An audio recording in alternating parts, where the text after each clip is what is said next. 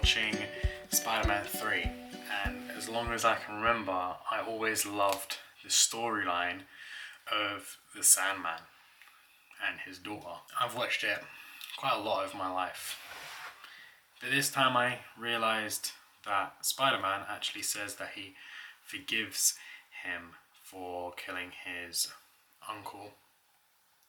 I never really noticed that before, but that's when the Sandman, that's when he basically decides to go, only after he's been forgiven. It also makes me think about how sometimes people make actions based on the situations that they're put in, and that have no control of the situation they've been put in, but they do have a control of the actions they take. And sometimes in those moments, in those situations, they don't make the best choices. And obviously he's a good example of it, because obviously he wants to get money for his daughter, but the way he goes about it is not the best, and ended up with him killing someone. So many kids around the area that I live, so many kids are getting stabbed, so many kids are stabbing each other, and it's upsetting because they are doing it because of the situations, the environment they're put in. And if they were never surrounded by these environments and put in these situations, they probably wouldn't even think or even pick up a knife ever in their life. And it's upsetting that because of these situations and because of these situations they're put in, they make these decisions under stress, under tension, that are life-ruining. Just 2 days ago, there was a kid that stabbed a 13-year-old kid that stabbed another 13-year-old kid and a 12-year-old kid.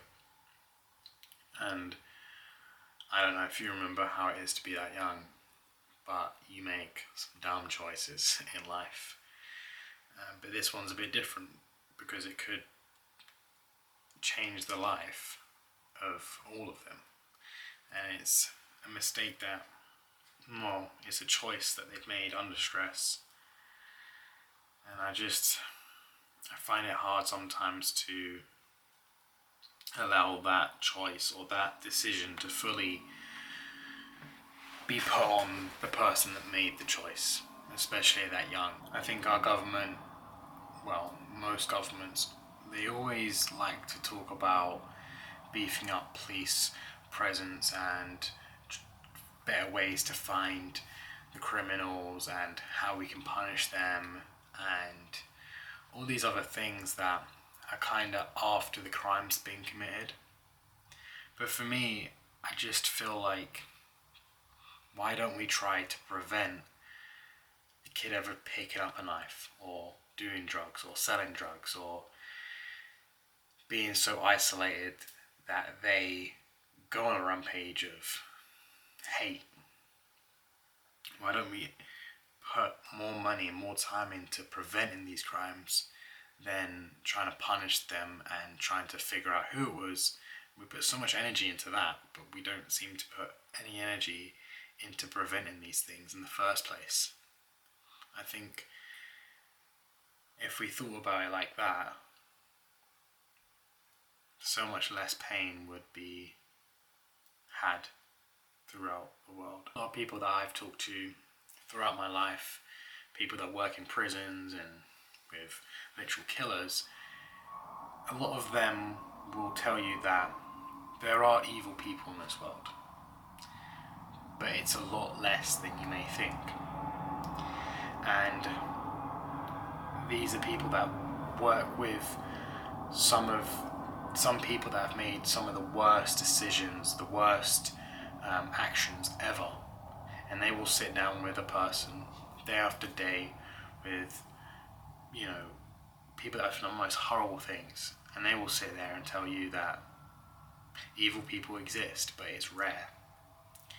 That blows my mind, because that tells me that the majority of people are good in their heart, but the actions that they make are not good.